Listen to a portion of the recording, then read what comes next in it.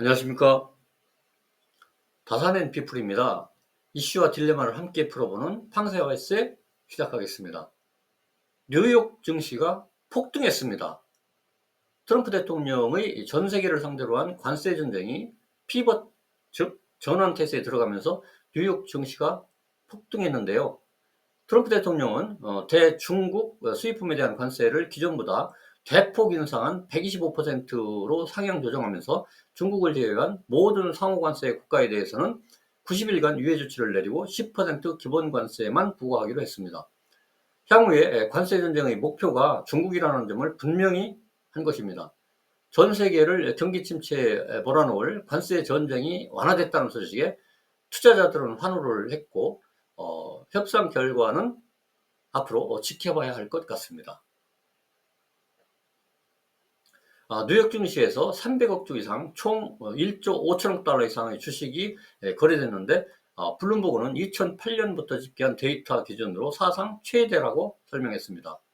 블루칩을 모아놓은 다우존스 30 산업평균 지수는 7.87% 상승했고 대형주 벤치마크인 스탠다드 앤 푸어스 S&P 500 지수는 12.16% 또 상승했고 기술주 위주의 나스닥 지수는 12.16% 상승했고 중소형주 위주의 러셀 2000 지수는 8.66% 상승했습니다. S&P 500 지수의 상승은 글로벌 금융위기였던 2008년 10월 28일 이후에 최대 상승폭이라고 합니다. 한편 월가의 공포지수로 불리는 시카고 옵션 거래소의 변동성 지수는 35.75%가량 급락하면서 33.6위를 기록했습니다. 상호관세 유예에 따라 증시 급등이 나오자 시장에서는 즉각적이고 압도적으로 긍정적인 반응이 나왔습니다. 이는 투자자들이 절실히 필요했던 관세 정책의 명확성을 보여준 큰 걸음이라는 해석이 나왔는데요. 90일간의 유예는 대부분의 국가와의 협상이 생산적일 것이라는 고무적인 신호로 보여준다는 것입니다. 불확실성으로 인해서 흔들리는 시장에 절실히 필요한 안정감을 풀어 넣어줬다는 그런 기대를 반영하는 것입니다. 특히 이제 기술주들이 급등을 했는데 엔비디아는 18.72%, 테슬라는 22.69%, 메타는 14.76%, 애플은 15.33%, 마이크로소프트 10.13%, 아마존 1.98% 등입니다. 트럼프 대통령은 중국에 대한 무역 전쟁에 집중하겠다는 의지를 분명히 했습니다.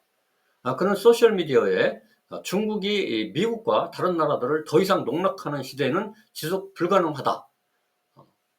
용납할 수 없다면서 미국은 즉시 중국산 제품에 125%의 관세를 부과할 것이라고 말했습니다.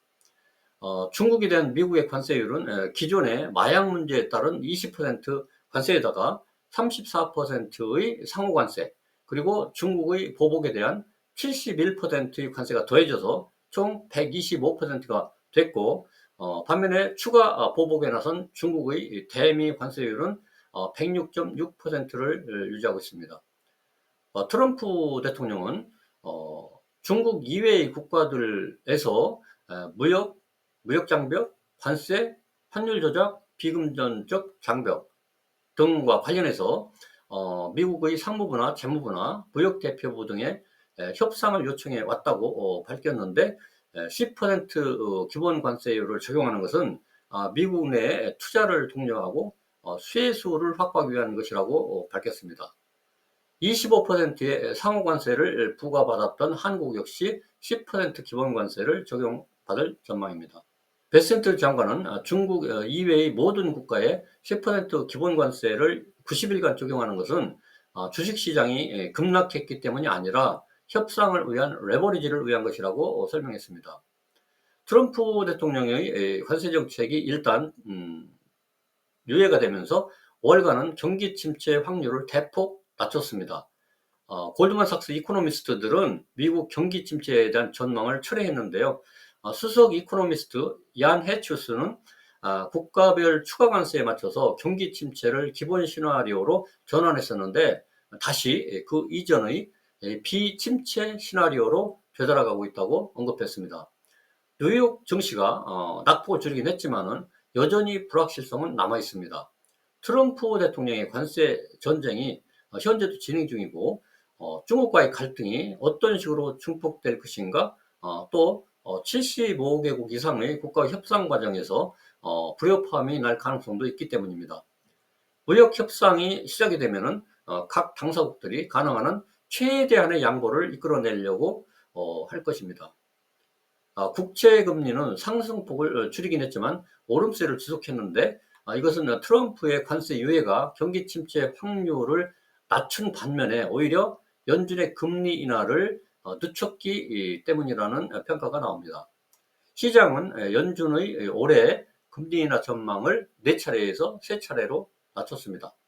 아무튼 이렇게 급박하게 돌아가는 세계 경제 환경에서 두 사람의 행보가 엇갈려 주목을 끌고 있는데요. 한덕수 총리는 트럼프 대통령과의 통화에서 다양한 무역 협상 카드를 이용해서 기대할 만한 성과를 이끌어냈습니다.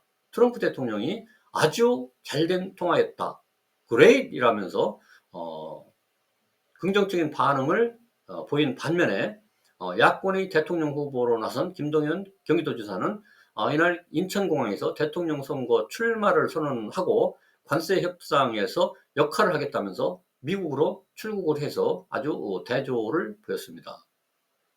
이상 다사는 피플입니다. 감사합니다.